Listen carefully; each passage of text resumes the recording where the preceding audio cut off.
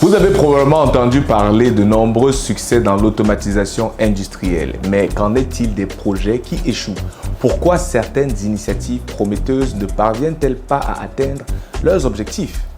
Aujourd'hui, sur Yob Robotics, nous allons explorer les principales raisons pour lesquelles certains projets d'automatisation échouent et plus important encore, les leçons que nous pouvons en tirer pour éviter ces pièges.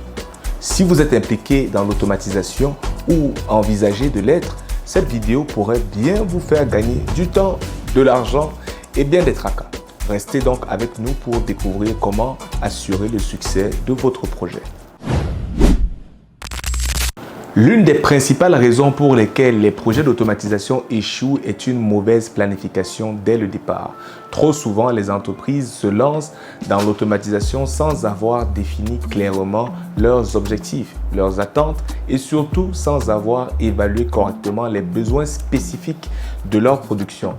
Par exemple, il m'est arrivé de voir des projets où l'accent avait été mis uniquement sur la réduction des coûts de main-d'œuvre, en négligeant les aspects liés à l'intégration des nouveaux systèmes dans les processus existants. Résultat, les systèmes installés n'étaient pas adaptés, nécessitant des ajustements coûteux ou pire, un abandon du projet en cours de route. J'ai travaillé sur une cellule robotisée destinée au traitement de pièces de moteurs d'avion. Un problème de contrôle d'épaisseur de meule d'usinage négligé lors de la planification a provoqué des non-conformités des produits. Si ce facteur avait été pris en compte plus tôt, des capteurs adaptés et un programme de régulation auraient pu être intégrés, évitant ainsi ces erreurs coûteuses. La planification doit donc inclure une analyse approfondie des besoins réels de l'entreprise, la définition d'objectifs clairs et une évaluation des ressources disponibles pour éviter ces pièges. Un projet mal planifié est presque toujours voué à l'échec. Il est crucial de consacrer du temps en amont pour poser des bases solides. Si vous êtes intéressé, nous avons mis en place 2 calculateurs pour vous aider dans vos processus d'analyse de projets d'automatisation. Le premier permet des évaluations rapides du retour sur investissement potentiel, le temps requis pour atteindre ce ROI et même les économies que vous pouvez réaliser. Le deuxième est plus spécifique à l'industrie des pâtes et papiers et permet de visualiser l'impact concret que l'automatisation de la manutention, du désempilage et du débauchage de ballots de fibres de bois a sur la productivité et la rentabilité dans une usine. Ces outils sont essentiels pour prendre des décisions éclairées rapidement et ne pas laisser passer une opportunité de transformer votre production. Si vous êtes intéressé, cliquez dès maintenant sur le lien en barre de description intitulé « Calculateur » et découvrez comment l'automatisation pourrait révolutionner vos activités. Le changement est difficile, surtout dans des environnements industriels où les habitudes de travail sont bien ancrées. Une mauvaise gestion du changement est une autre raison fréquente d'échec des projets d'automatisation. Même si la technologie est parfaitement implémentée, le succès repose en grande partie sur l'adhésion des personnes qui vont l'utiliser. J'ai travaillé sur un système où la résistance des employés a été un obstacle plutôt significatif. Ils voyaient l'automatisation comme une menace pour leur emploi et cela a créé un climat de méfiance qui a sérieusement compromis la phase de mise en service. Par exemple, des opérateurs pas très coopératifs au moment d'interagir avec le système. Je me rappelle dans une usine d'un opérateur qui n'écoutait aucune recommandation et ne chargeait pas les piles de ballots de fibres de bois adéquatement. Il chargeait les piles hors des limites visuelles de chargement installées et ne veillait pas à ne pas mettre les ballots brisés sur la ligne de production. C'est très drôle parce qu'au final, même si je me battais pour l'aider en cas de pépin, c'était toujours son travail à la fin de la journée de remettre la ligne en service et de résoudre les problèmes créés. Donc, voilà, pour éviter cela, il est essentiel de communiquer de manière transparente sur les bénéfices de l'automatisation pour tous les acteurs impliqués. De plus, investir dans la formation et impliquer les employés dès le début du projet peut transformer la résistance en engagement et ainsi assurer une transition en douceur. Si vous trouvez cette vidéo utile, s'il vous plaît, n'oubliez pas de vous abonner à Yop Robotics pour rester informé sur les meilleures pratiques en automatisation.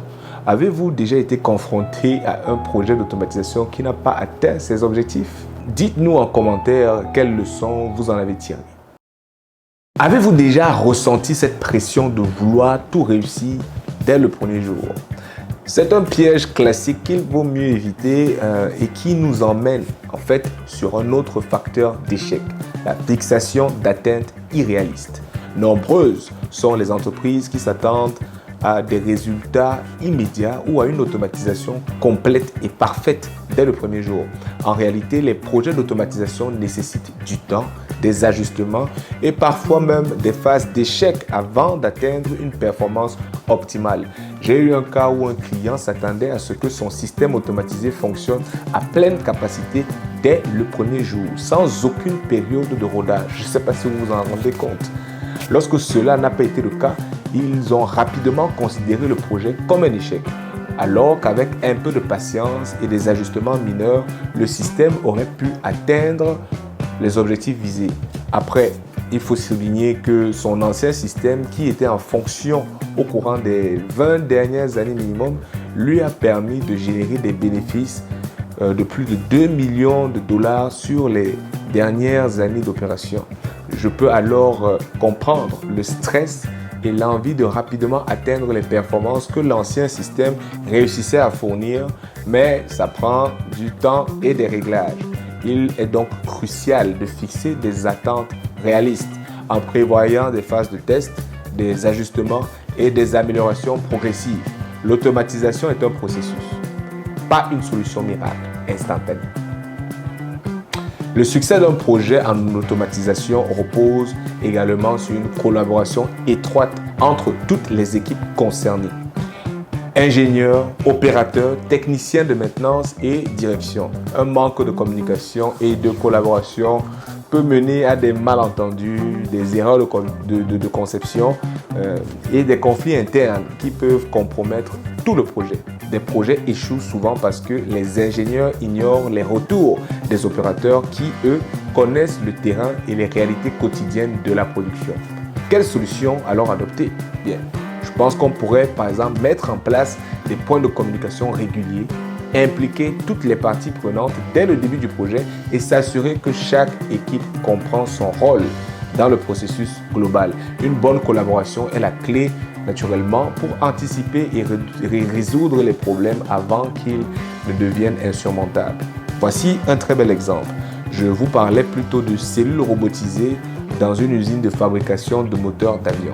Dans ces cellules se trouvent deux robots qui travaillent en collaboration et partagent une station de transfert où l'un comme l'autre peut prendre ou déposer une pièce. Nous avions constaté que plusieurs fois en production et pendant la prise ou le dépôt d'une pièce dans cette station, les robots tombaient en faute, ayant détecté des collisions dans la zone de travail. En réalité, pendant le transfert, il arrivait que le support de pièces se déplace et n'était donc plus dans la position attendue par le robot. Résultat, crash dans la cellule. La solution à ce problème est venue d'un opérateur qui m'a dit « Mais Yvan, on peut juste mettre des bloqueurs juste par-dessus le support et c'est réglé. » Je lui ai alors dit « Tu as raison, tu as parfaitement raison, je suis d'accord. Et en fait, je vais juste aller bousculer les lignes pour que cela soit implémenté dans la cellule. » Et ce problème n'en a plus jamais été un. Sous-estimer les coûts cachés peut également mener à l'échec d'un projet d'automatisation. Au-delà du coût initial des équipements, il y a les coûts d'intégration, de maintenance, de formation et les ajustements imprévus qui peuvent s'accumuler rapidement. J'ai déjà évoqué dans une précédente vidéo comment ces coûts cachés peuvent faire exploser le budget d'un projet si on ne les anticipe pas correctement. Si ces coûts ne sont pas intégrés dans le budget dès le départ, le projet risque de manquer de financement en cours de route, forçant l'entreprise à faire des compromis qui peuvent affecter la performance et la rentabilité du système. La solution, planifier un budget réaliste qui inclut une marge pour les imprévus et être transparent sur les coûts réels avec toutes les parties prenantes. Les projets d'automatisation échouent souvent en raison de plusieurs facteurs. Mais avec une bonne planification, une gestion du changement efficace et une collaboration étroite entre les équipes, ces échecs peuvent être évités. Si vous voulez en savoir plus sur comment maximiser les chances de succès de vos projets d'automatisation, je vous invite à regarder cette vidéo où nous explorons en détail les coûts cachés de l'automatisation. Cliquez juste ici pour la visionner et assurez-vous que votre prochain projet soit un véritable succès. On se voit dans la prochaine vidéo.